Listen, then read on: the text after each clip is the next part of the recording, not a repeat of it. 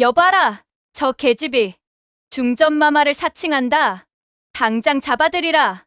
단심은 숨이 멎는 것 같았습니다. 붉은 비단 치마가 바람에 휘날리며 궁궐 담장 위로 몸을 날렸지요. 뒤에서는 궁녀들의 비명과 궁병들의 고함이 들려왔습니다. 한 발짝만 더 늦었으면 목이 달아날 뻔했으니 가짜 중전의 운명이 이리 위태로울 줄이야. 예상치 못한 광풍이 불자 단심의 손에서 부채가 떨어졌습니다. 담장 아래로 떨어지는 부채를 바라보며 단심은 지난 시간을 떠올렸지요. 어찌하여 한낱거지 소녀가 중전 자리까지 오르게 되었는지. 그러나 이 이야기의 시작은 몇 달 전 혼란스러웠던 조선 후기 한양 장터로 거슬러 올라간답니다. 세자가 병으로 세상을 떠나고 대비마마는 왕의 새 중전을 맞이하기 위해 간택을 서두르고 있었습니다. 이웃 나라와의 전쟁 소문이 돌던 때라 궁은 그 어느 때보다 불안했지요. 한양 장터는 활기로 가득했습니다. 간택을 앞두고 비단값이 치솟았고 양반집 규수들은 앞다투어 값진 장신구를 사러 나왔지요. 그 중에서도 가장 화려한 가마가 장터를 가로질렀습니다. 비켜라,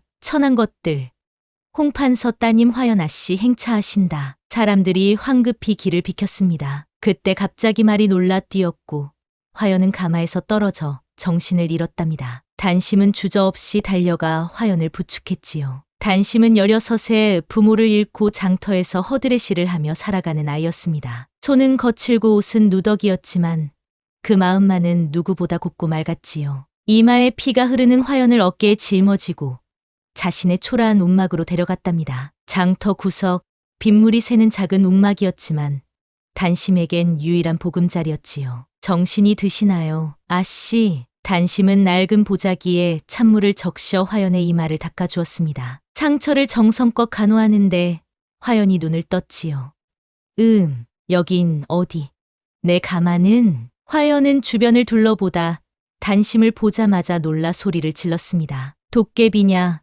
어찌 내 얼굴을 하고 있느냐? 단심도 깜짝 놀랐습니다. 두 사람은 마치 물에 비친 그림자처럼 닮아 있었으니까요. 단심이 물통에 비친 자신의 얼굴을 들여다보니 정말 화연과 너무나 닮아 있었습니다. 다만 화연의 얼굴은 고운 연지로 물들어 있고 단심의 얼굴은 햇볕에 그을려 있었지요. 아씨, 저도 놀랐습니다. 어찌 이리 닮았는지. 화연은 한참을 단심을 살폈습니다. 그러더니 문득 음모의 빛이 어렸습니다.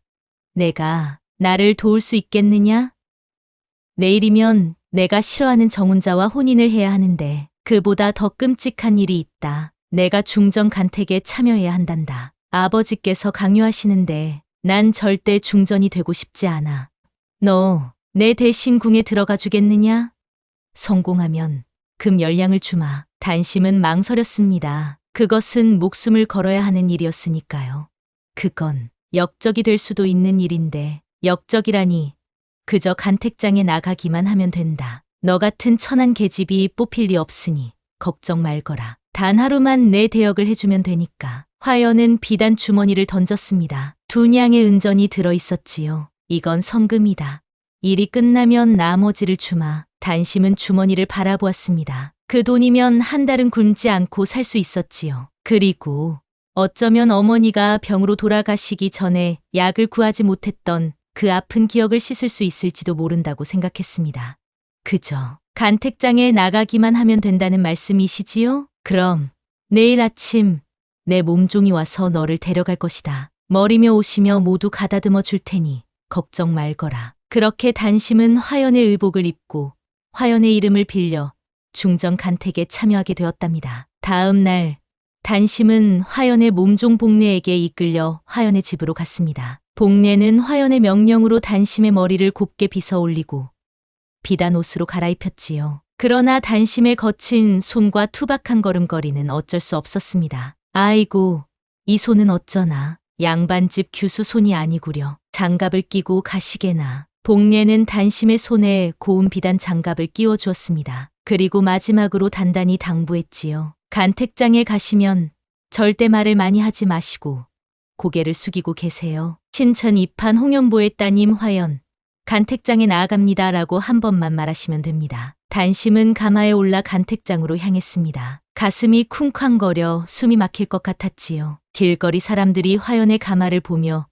부러운 눈길을 보내는 것이 너무나 낯설었습니다. 간택장에 도착하자 수많은 양반집 교수들이 모여 있었습니다. 모두 화려한 옷을 입고 긴장한 얼굴로 기다리고 있었지요. 단심의 차례가 되었습니다. 신천 입한 홍연보의 따님 화연, 간택장에 나아갑니다. 단심은 떨리는 손으로 절을 올렸습니다. 심장이 입 밖으로 튀어나올 것만 같았지요. 그런데 어찌된 일인지 왕의 눈길이 단심에게 머물렀답니다. 왕은 그녀의 맑고 진실된 눈빛에 마음을 빼앗긴 듯했지요. 홍판서 따님이 참으로 곱기도 하오. 왕의 말에 주변에서 수군거림이 일었습니다. 대비마마는 의심스러운 눈빛으로 단심을 바라보았지요. 홍판서 따님, 그대의 집안에 대해 말해보시오. 단심은 식은땀을 흘렸습니다. 화연에게서 들은 이야기를 더듬더듬 말했지요. 저희 집안은 3대째 벼슬을 해왔으며 할아버님께서는 좌의정을 지내셨고 단심의 어색한 대답에 대비마마는 눈을 가늘게 뜨고 바라보았습니다. 그러나 놀랍게도 아무 말도 하지 않았지요. 다음 날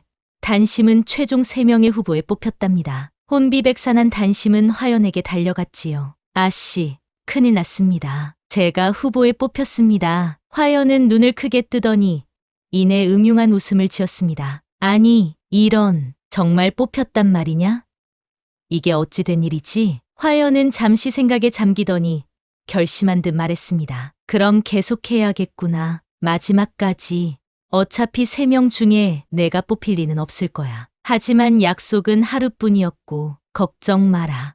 금 20냥으로 올려주마. 내가 중전이 되면 100냥도 가능하지. 단심의 마음은 복잡했습니다. 하지만 이제 돌아갈 수 없었지요. 사실 단심의 마음 한편에는 신기한 감정이 피어나고 있었습니다. 매일 굶주리고 천대받던 자신이 이제는 사람들에게 존경을 받는 것이 신기했고 그 느낌이 싫지 않았지요. 그렇게 단심은 화연의 이름으로 다시 궁에 들어갔답니다. 최종 후보 3명은 3일간 궁에 머물며 시험을 받게 되었습니다. 단심은 방에 앉아 떨고 있었지요. 그때 문이 열리고 젊은 내관이 들어왔습니다. 화연 아씨, 저는 무결이라고 합니다. 아씨를 모시게 되었습니다. 무결은 날카로운 눈매와 고운 얼굴을 가진 20살 남짓한 젊은이였습니다. 그는 단심에게 차를 대접했지요. 화연 아씨, 이 차는 어떻게 드십니까? 단심은 평생 차를 마셔본 적 없었지요. 뜨거운 물에 풀잎을 우려낸 것이 이상했습니다.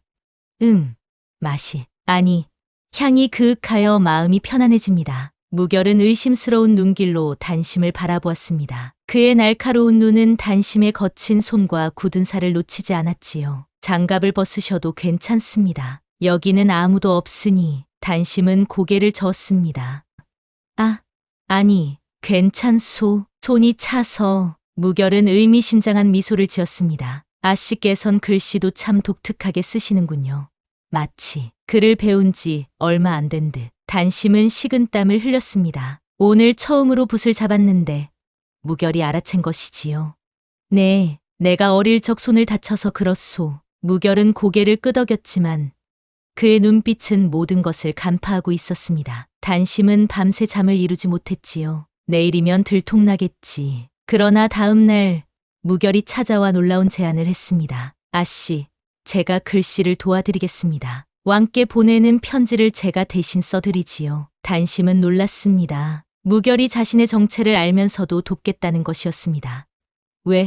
왜 나를 도와주시오? 무결은 잠시 침묵했습니다. 아씨의 눈빛이 맑고 진실해서입니다. 어떤 사연이 있는지 모르겠으나 아씨가 이 궁에 필요하다고 생각합니다. 그날부터 무결은 밤마다 찾아와 단심에게 궁중 예법과 한문을 가르쳐 주었습니다. 단심은 놀라운 재능을 보였지요. 한 번 들은 것은 잊지 않고 눈썰미가 좋아 빠르게 배웠답니다. 무결날이 왜 내관이 되셨소? 어느 날 밤 단심이 무결에게 물었습니다. 무결의 눈에 슬픔이 깃들었지요. 저는 전쟁 고아입니다. 마을이 불타고 부모님을 잃었지요. 대비마마께서 저를 거두어 궁에서 자라게 하셨습니다. 단심은 처음으로 자신의 이야기를 털어놓았습니다. 어릴 적 부모님을 잃고 거지로 살아온 이야기, 하루하루 생존을 위해 싸워온 이야기를 단심, 아니, 화연 아씨, 당신의 진심이 언젠가는 모두에게 전해질 것입니다. 무결의 따뜻한 눈빛에 단심의 마음은 설레었습니다. 그러나 그것도 잠시 궁에 큰 소동이 일어났지요. 3명의 후보 가운데 한 명이 갑자기 궁을 떠난 것입니다. 소문에 따르면 그 규수는 다른 양반과 밀통했다는 소문이 퍼졌다고 했지요. 이제 단심은 마지막 한 명의 규수와 경쟁해야 했습니다. 그리고 그날 밤 왕은 단심을 불러 이야기를 나누었습니다. 과연 그대는 어떤 중전이 되고 싶소? 단심은 머릿속이 하얘졌습니다. 그러나 문득 시장에서 보았던 가난한 아이들의 얼굴이 떠올랐지요. 전하, 저는 백성들의 아픔을 아는 중전이 되고 싶습니다. 굶주린 아이가 없고 병들어도 약을 구하지 못해 죽는 일이 없는 나라를 만들고 싶습니다. 왕은 놀란 눈빛으로 단심을 바라보았습니다. 홍판서 따님이 그런 생각을 품고 있었소? 참으로 깊은 뜻이오. 이틀 후 놀랍게도 단심은 중전으로 간택되었습니다. 대비마마의 입가에는 미소가 어렸고 무결은 기쁨에 찬 눈빛으로 단심을 바라보았지요. 화연은 단심의 소식을 듣고 분노했습니다. 이럴 수가, 천한 계집이 중전이 되다니. 화연은 애초에 단심이 뽑히지 않을 것이라 생각했기에 정훈자와의 혼인을 피하려고 단심을 내세운 것이었습니다. 그러나 상황은 완전히 뒤바뀌었지요. 화연은 정훈자에게도 버림을 받았습니다. 내가 중전 간택에 들었다는 소문이 돌았는데 지금 어디서 나타난 것이냐. 매 부모가 거짓말쟁이를 키웠구나. 화연의 정훈자는 그렇게 파혼했고 화연은 모든 것을 잃었답니다. 그리고 복수를 다짐했지요. 중전 책봉을 딱 하루 앞둔 밤이었습니다. 단심은 화려한 방에 홀로 앉아 고민하고 있었지요. 내가 이대로 중전이 되어도 되는 걸까? 그때 방문이 벌컥 열리며 화연이 들어왔습니다. 내가 감히 내 자리를 차지하다니. 화연은 분노에 찬 눈빛으로 단심을 노려보았습니다. 단심은 놀라 일어섰지요. 아씨, 어찌 여기에. 모두에게 내 정체를 밝혀주마. 천한 계집이 감히 중전 자리를? 화연이 소리치자 궁녀들이 달려왔습니다. 화연은 단심을 가리키며 외쳤지요. 저게 가짜다. 내가 진짜 화연이다. 그러나 이미 단심은 대비마마의 총애를 받고 있었고 왕의 마음도 얻었습니다. 사람들은 화연을 미친 여자로 여겼지요. 저 계집을 당장 끌어내라. 감히 화연 아씨를 사칭하다니. 화연은 분노로 몸을 떨며 단심에게 달려들었지만 금세 궁병들에게 붙잡혔습니다. 단심은 그런 화연을 보며 마음이 아팠지요. 잠시만요. 그녀를 풀어주세요.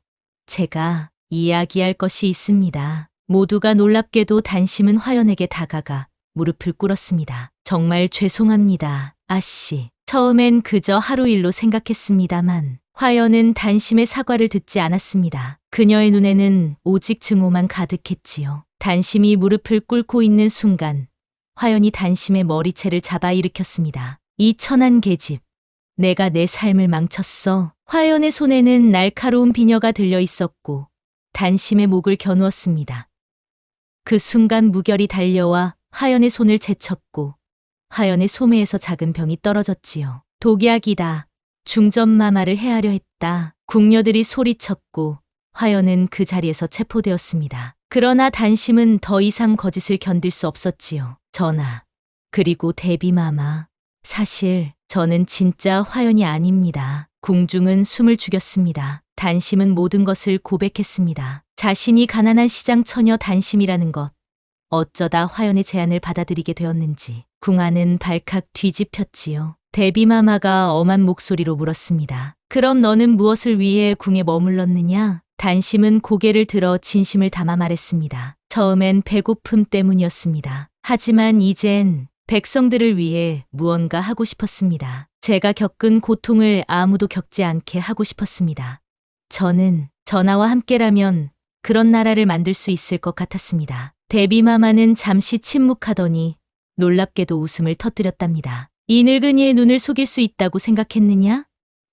난 처음부터 알고 있었다. 모두가 놀라움에 입을 다물지 못했습니다. 무결도 놀란 눈으로 대비마마를 바라보았지요. 내 마음이 진실되고 백성을 생각하는 것을 보았기에 지켜본 것이다. 이 궁에 필요한 건 화려한 가문이 아니라 진실한 마음이니까. 왕 역시 고개를 끄덕였습니다. 그대는 거짓으로 시작했으나 진심으로 백성을 위했소. 그 마음이면 충분하오. 그렇게 단심은 처벌 대신 민심상궁이라는 특별한 직책을 받게 되었습니다. 백성들의 목소리를 왕에게 전하는 역할이었지요. 화연은 섬으로 유배되었고 왕은 다른 여인을 중전으로 맞이했습니다. 세월이 흘러 민심 상궁 단심은 백성들 사이에서 전설이 되었습니다. 단심은 왕의 허락을 받아 궁 바깥으로 나가 백성들의 삶을 살폈고 그들의 어려움을 직접 듣고 왕에게 전했지요. 가뭄이 들어 굶주리는 마을에는 곡식을, 병이 돌아 아픈 이들에게는 약을 전했습니다. 무결과 함께 전국을 돌며 가난한 이들의 목소리를 듣고 왕에게 전했지요. 무결은 단심의 가장 든든한 조력자가 되었고 두 사람 사이에는 특별한 감정이 피어났답니다. 어느 날 대비마마가 단심을 불렀습니다. 단심아, 내가 이 궁에 들어온 지도 벌써 3년이 되었구나. 내 덕에 왕이 백성을 더 살피게 되었고 나라가 더 살기 좋아졌다. 단심은 고개를 숙였습니다. 모두 대비마마의 가르침 덕분입니다. 대비마마는 미소를 지으며 말했습니다. 무결이가 너를 많이 생각한다더구나. 비록 내관이지만 그 아이는 가슴이 따뜻하고 지혜로운 아이란다. 내 짝으로 좋겠구나. 단심은 놀라 고개를 들었습니다. 내관과 상궁의 인연이라니 상상도 할 수 없는 일이었지요. 하지만 대비마마, 그건 세상 일이란 때로는 믿기 어려운 방향으로 흘러가는 법이란다. 무결은 사실 내관이 아니란다. 대비마마의 말에 단심은 더욱 놀랐습니다. 그 아이는 전쟁 중에 다친 왕족의 아들이다. 적들이 그를 노릴까봐 내관으로 위장시켜 키웠지. 이제 때가 되었으니 그 아이의 신분을 되찾아 줄 것이다. 그 말에 단심은 가슴이 떨렸습니다. 자신과 무결 사이에 놓인 신분의 벽이 이렇게나 높았다니. 며칠 후 무결은 왕족 영무군으로 신분이 회복되었고 삼남 지방의 군주로 임명되었습니다. 단심은 자신과 무결 사이의 거리가 더 멀어질 것으로 생각했지요. 그러나 무결은 떠나기 전날 밤 몰래 단심을 찾아왔습니다. 단심아, 나와 함께 가지 않겠소? 단심은 놀라 고개를 들었습니다. 하지만 영무군 날이 제가 어찌 감히. 무결은 단심의 손을 잡았습니다. 나는 내 진실한 마음을 사랑하오. 신분 따위가 무슨 상관이리. 대비마마께서도 허락하셨소. 단심의 눈에 눈물이 고였습니다. 그러나 그녀는 고개를 저었지요.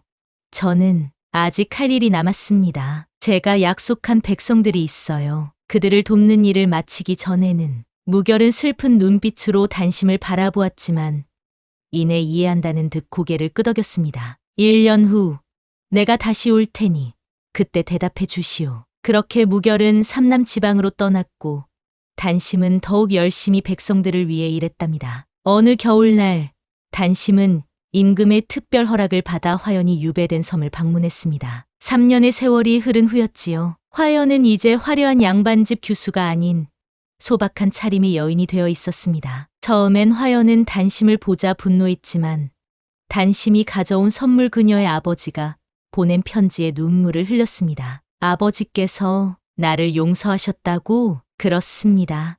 그리고 저도 용서를 구합니다. 화연은 단심을 오랫동안 바라보았습니다. 그녀의 눈에서 미움이 사라지고 있었지요. 넌 내 얼굴을 하고도 나보다 훨씬 아름다운 사람이 되었구나. 두 여인은 서로를 바라보다 껴안고 울었습니다. 닮은 얼굴에 흐르는 진짜 눈물이었지요. 아씨, 저를 따라 궁으로 돌아오시지 않겠습니까? 죄는 이미 용서받았습니다. 화연은 고개를 저었습니다. 이곳에서 나는 많은 것을 배웠다. 이 섬 아이들에게 글을 가르치고 있단다. 그들의 순수한 웃음이 나를 치유했어. 그 말에 단심은 미소를 지었습니다. 화연의 마음도 변했구나 싶었지요. 그럼 간혹 찾아뵙겠습니다. 화연은 손을 내밀었습니다. 이젠 친구로 지내자. 우리는 얼굴만 닮은 것이 아니라 이제는 마음도 닮아가는 것 같구나. 그리고 2달 후 놀라운 소식이 들려왔습니다. 화연이 섬에 돌던 병을 치료하다가 자신도 병에 걸려 위독하다는 소식이었지요. 단심은 서둘러 섬으로 향했지만 화연은 이미 세상을 떠난 뒤였습니다. 그녀가 남긴 유서에는 이런 말이 적혀 있었습니다. 내 얼굴을 한 너에게 나의 마음도 주고 싶었다. 내가 내 얼굴로 세상을 바꾸어 주었으니 이제는 진정한 화연으로 살아주렴. 단심은 화연의 유해를 수습해 그녀의 고향으로 데려갔고 홍판서는 딸의 용기 있는 최후를 알고 눈물을 흘렸습니다. 그리고 단심이 자신의 집안의 양녀가 되기를 청했지요. 그대는 이미 내 딸의 얼굴을 가졌으니 이제는 내 딸이 되어주. 그렇게 단심은 화연의 이름과 가문을 이어받게 되었습니다. 하지만 그녀는 자신의 뿌리를 잊지 않았지요. 민심 상궁이라는 이름으로 계속해서 백성들을 위해 일했답니다. 1년 후 무결은 약속대로 돌아왔습니다. 이제 그는 많은 업적을 이룬 영무군으로 백성들의 존경을 받는 인물이 되어 있었지요. 단심아. 아니, 이제는 화연 아씨라 불러야 하겠소. 1년이 지났소. 내 청을 들어주시겠소? 단심은 미소를 지었습니다. 영무군 날이 제가 이제는 홍판서의 양녀가 되었으니 신분의 걱정은 없습니다만 제 마음은 여전히 단심의 마음입니다. 저는 거짓 중전이 아닌 진짜 민심 상궁으로 살고 싶습니다. 무결은 실망한 기색을 감추지 못했습니다. 그러나 단심은 말을 이었지요. 하지만 영무군께서 백성을 위해 같은 뜻을 품고 계시다면 그 길을 함께 걷고 싶습니다. 무결의 눈이 빛났습니다. 그럼 나와 혼인하여 영무부인이 되어 주시겠소? 단심은 고개를 끄덕였고 그들의 혼인 소식에 군과 백성들 모두 기뻐했답니다. 대비마마는 친히 혼인을 주관해 주셨고 왕은 귀한 선물을 내렸지요. 영무군과 영무부인은 삼남 지방으로 내려가 그곳 백성들을 위해 힘썼습니다. 가뭄이 들면 저수지를 만들고 굶주림이 있으면 창고를 열었지요. 백성들은 그들을 마음의 부부라 불렀답니다. 세월이 흘러 그들에게는 아들과 딸이 태어났습니다. 아들에게는 심지라는 이름을, 딸에게는 연하라는 이름을 지어주었지요. 단심과 화연의 이름에서 한 글자씩 따온 것이었습니다. 그로부터 20년 후 조선에 큰 흉년이 들었습니다. 백성들은 굶주림에 시달렸고 역병까지 돌아 나라가 혼란스러웠지요. 그때 영무군 부부는 자신들의 창고를 열어 백성들을 구제했고 병을 치료하기 위해 직접 약초를 구하러 깊은 산으로 들어갔답니다. 그러나 불행히도